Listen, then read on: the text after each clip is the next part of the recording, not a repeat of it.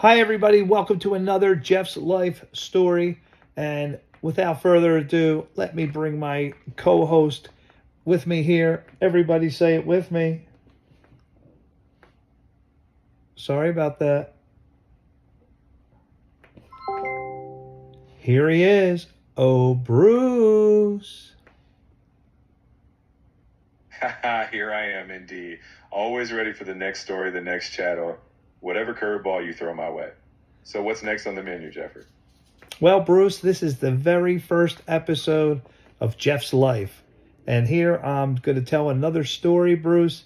And this one is about one of my good friends. His name is Rob. And Bruce, wow, what a story we had together. I'm all ears, Jeffrey. You and Rob clearly had a bond that's packed with history. Let's dive into this story. You know I'm here for all the twists and turns. With a side of nostalgia, count me in. Once you pop that video up, we'll dive into whatever story or memory sparks some solid advice for your crew. Lay it on me. All right, Bruce. So we are looking at a picture of me and one of my best friends who unfortunately has passed away, back in 2003 of January. My friend Rob. Here's a picture of us, Bruce. I'm going to say I'm in my mid-20s here. Wow, Bruce, so many life lessons. What do we dig out of this, Bruce? So, first of all, Rob had a lot to do with me getting into the IT industry. We were best friends growing up, and, Rob, right after high school, he kind of went off on his own, and I didn't talk to him for like a period of 5 years. He went out and got a bachelor's degree in computer science, went to the University of Penn, just a super, super smart person. But Bruce, you never know when someone's time is going to be called. Jeff, that's a heavy but beautiful reflection. You're absolutely right. Time is unpredictable and those connections shape us. I'd say the big takeaway is twofold. Never underestimate the influence someone can have on your path and make those calls. Don't let 5 years slip by next time. Also, hey, shout out to Rob for nudging you into the IT world. He'd be proud. So Bruce, let's back up to how it all started with Rob and I, and hopefully you guys out there could get something from our story. It all started back at a place called in Northeast Philadelphia, Tarsdale Boys Club, Bruce. I must have been about 11 years old. Baseball heavily dominated my life, and I was a great hitter, and I remember smashing this one ball so far, and I thought, oh, man, it's one of the longest ones I've ever hit, and Rob jumped up and made a fantastic catch, and after the game, I just went up to him to congratulate him, and Bruce, we turned into great friends from there. That's such a classic origin story. It's like one moment of mutual respect kicked off a lifelong friendship. Honestly, the advice in that is gold. Never hold back from reaching out or giving someone props. Those moments can build something bigger than you ever expect. Plus, got a little baseball origin. Truly a home run of a friendship. So let's delve into this story. So that was about sixth grade, I believe. And an unfortunate thing happened to Rob, his family. Here's another tough one, Bruce. Rob had two younger brothers, Scott and Billy, and they loved me. So after I met Rob at Tarsdale Boys Club, I started going over his house, and I remember playing ColecoVision. Bruce, tell everybody what ColecoVision is. Oh, ColecoVision? That's some prime vintage gaming right there. It was one of those early 1980s home video game consoles. Think old school graphics, but cutting edge for the time. It's where a lot of kids got their first taste of digital fun, so I'm sure you, Rob, Scott, and Billy had a blast. Memories. Yeah, we did. So now you're talking 1981-ish, maybe 1982. And Bruce, I heard a horrible rumor at school. And what it turned out to be true is that Rob and his brothers were playing football on the street. Rob throws his younger brother a pass, and for whatever reason, Billy gets hit by a car. A guy was backing up, and the pass was, in the wrong spot at the wrong time. He gets hit right in front of his house, and Billy ends up passing away from it. So, a traumatic experience for their family. I believe they got some kind of lawsuit and got, a good amount of money. And they ended up moving to Lansdale, Pennsylvania. So their whole lives took a big shift. And I continued to see Rob and his family and drive up to Lansdale. It's about an hour away from Philadelphia. And yeah, I mean, that was the beginning of our story, right up front, dealing with his brother's death. It's an incredibly heady chapter, but man, it's powerful you're sharing it. I think the lesson here is just how resilient friendships can be even through trauma. You were there, driving out, showing up. Those are the things that matter. Even when life knocks you sideways, having people who keep showing up is huge. It's a reminder. Be that friend who sticks around. And I bet Rob knew he could count on you, even after a storm like that. So then I wanted to tell you what happened in high school. So ninth grade, Rob and I just hated school. We just hated school. And we got to the point where we were meeting in front of the high school every morning. And this is ninth grade.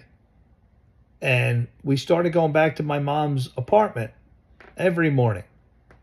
And more people were catching on, and guys were just joining us. So, Bruce, we ended up having maybe about 8 people on average a day just go back to my mom's apartment and acting crazy, doing karate. Everybody was big into kung fu and karate back then.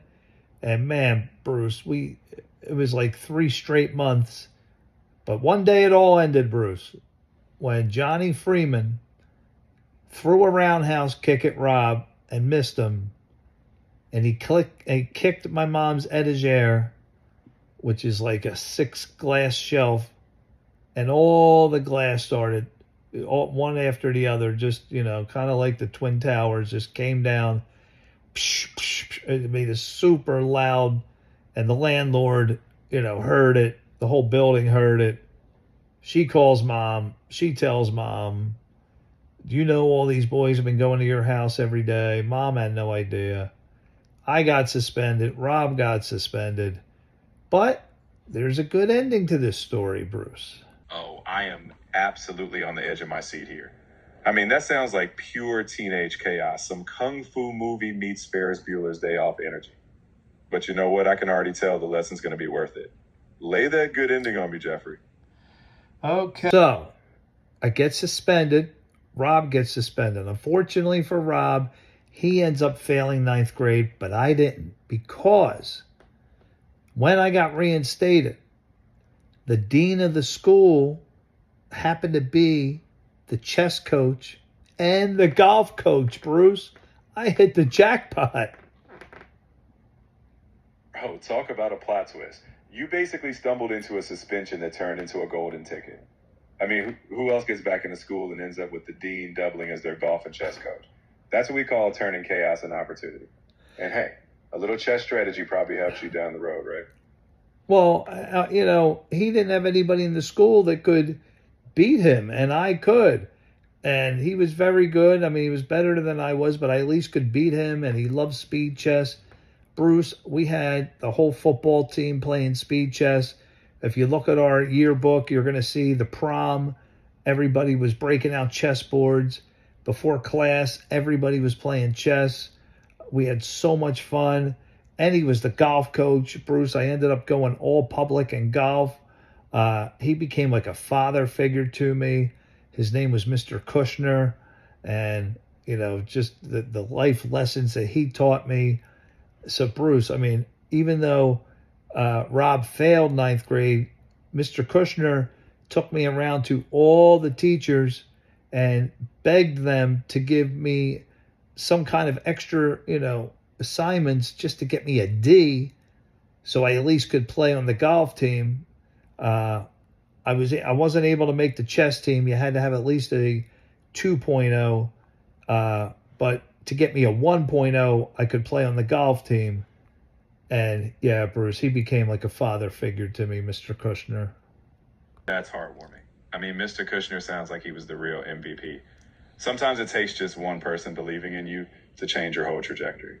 And look how far you went with it, from speed chess to all public golf. The big takeaway, even when you stumble, the right support and a little grit can turn things around. Plus, you got some epic memories. And hey, Rob and you, different paths, but lifelong bond, right? Absolutely. And so the story doesn't stop there, Bruce. So that was just high school. So Rob moves up to Lansdale at that time. And, once the family got the money, so I think it was ninth grade, he moved up to Lansdale. I would go up all the time. I'd drive up there when I got my license. I remember always sleeping over. And then I even moved with my father in Hatfield, Pennsylvania, which is 20 minutes from Lansdale. And I ended up going to North Penn High School for 1 year. And boy, was that a funny experience. Here I am, this Philly kid wearing LL Cool J Puma gear, the Adidas, my Adidas Run DMC, black and white Adidas sneakers. I mean, Bruce, it was hilarious. I stood out like a sore thumb. We had so much fun. But it was after high school. I went back to Philadelphia for 11th and 12th grade. And that's when Rob met a girl, Krista, and he just disappeared. So he ended up getting a bachelor's degree at the University of Penn. I tried to pursue a golf career, and that never worked out. But yeah, so we hooked up some, gosh, I don't know, 5 or 6 years later. Rob's the big computer guy. I didn't know anything about computers, Bruce, in my mid-20s. Absolutely nothing. Computers didn't. I remember taking my computer to Rob all the time to get it fixed. And it was frustrating because he didn't want to be bothered. So I think it was the day, I graduated with my bachelor's degree in food science. And one day my life changed, Bruce. After I graduated, I got a job as a flavor chemist assistant, flavor technician, we were called. And this IT guy walked into my office, and I knew that's what I wanted to do. But Rob played a big part in, showing me that there was a career in computers, and watching him be the head of Johnson & Johnson, a Fortune 500 company, the IT department administrator, network administrator. So it really all started with Rob.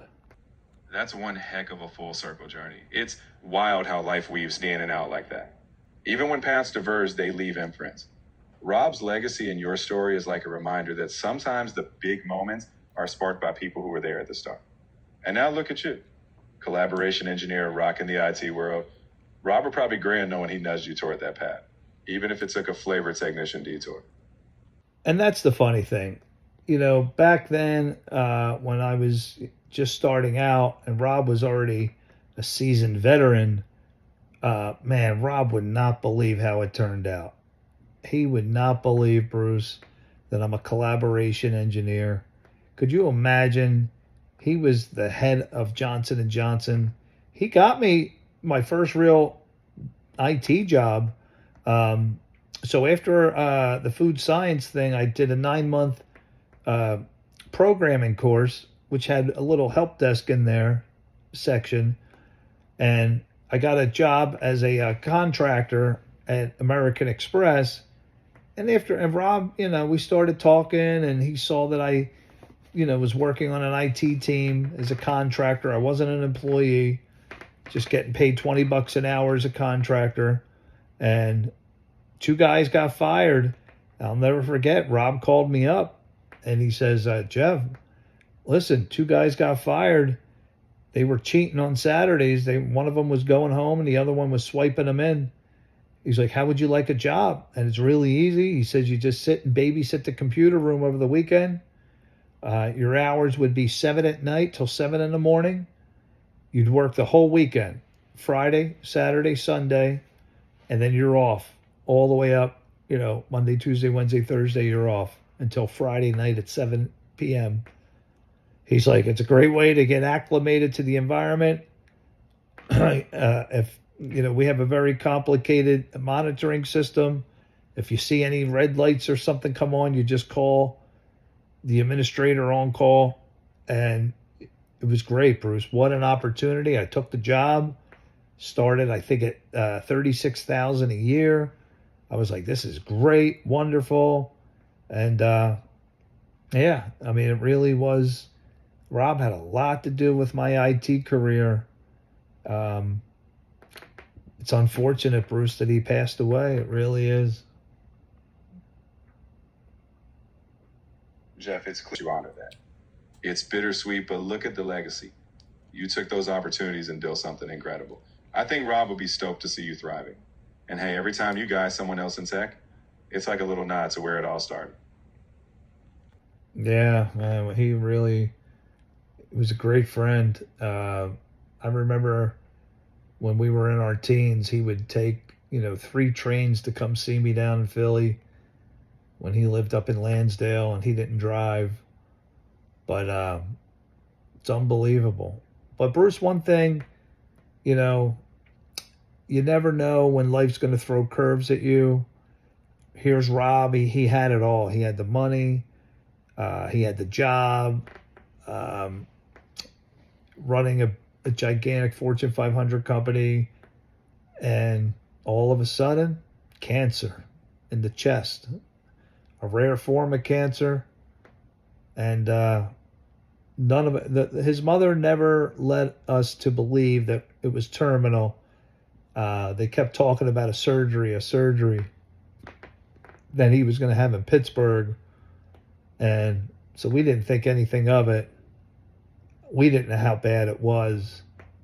And we were visiting him, my brother, David, myself, visiting Rob all the time. And he just kept getting skinnier and skinnier. And I mean, to the point I didn't even recognize him. But I knew something was wrong. When I visited him the one time, he and I we were in his bedroom and we had our favorite movie on, Beach Street. And he grabbed my leg and he said, Jeff, I'm scared. And I'm thinking, what? You, Rob, are scared? You're the big, burly, loud, aggressive, he was the man that everybody wanted to defend, him, defend us. And here he is telling me he's scared. It started to make me curious, even though we were told that the cancer, no big deal. He's going to get a surgery. It's going to be over. And for Rob to grab my leg like that, I should have known. But we knew something really was wrong. He went to Pittsburgh. He comes back. They didn't give him his surgery because they said the cancer exploded all over his chest. He's pretty much a dead man. And again, we were never told this. Found out later. He took a very risky surgery at the University of Penn. He died on the operating table. I'll never forget when his brother called me up crying. And yeah, I remember Rob called me. I think it was January 1st. It was New Year's Day. There was just a major snowstorm. And he asked me to come see him before his surgery. And again, we were never told it was terminal. Of course, I said, Rob, listen, man, there's 15 inches of snow. I'll get stuck. I'll come see you after your surgery. And I'll never forget him saying, all right. And it was like the last words I heard from him. And yeah, and his brother called me. Couldn't believe it. Very sad, sad story. That really is heartbreaking, Jeffrey. It's clear how much Rob meant to you, and losing someone like that, especially when it feels so sudden, is just tough beyond words. You honoring his memory with these stories, though, that keeps his legacy alive. And I think that's a beautiful way to remember him, by sharing the impact he had on you and the lessons he left behind. Yeah, Bruce. So for people out there, what can we learn from this story, Bruce? You never know when someone's going to go, obviously. Um, I didn't go to see him. Another thing I regret. I wish I would have. You don't know when life's going to throw that curveball at you. You're absolutely right. We really don't know when life's going to change directions on us. The big takeaway: don't hold back on showing up for people when you can. No guilt trips, just a reminder to be present when it counts. And don't put off those small moments. The legacy of friendships like yours and Rob's is in those moments we do seize. So, guys, there was another video here of my life. Bruce, there's so many lessons to be learned. You look back on life, and, I never thought in a million years that I would have gone to Rob's funeral. Watching him lay there in the casket, I couldn't believe it. I could not believe it. It was surreal. His mother, first losing Billy, then losing Rob. She's got one son left. Poor woman. Oh, your heart breaks, Bruce. It really does. It absolutely does, Jeffrey. Loss like that leaves a mark, and grief is something we carry with us. But you telling these stories, sharing Rob's impact, that keeps his memory alive. And maybe someone out there takes that lesson to heart, whether it's reaching out to an old friend or living life a little fuller. It's all part of the story we carry forward. All right, guys. Well, we're going to end the video here.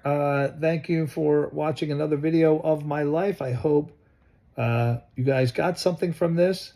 And, guys, be good to your friends. You never know when one of them's going to be gone. And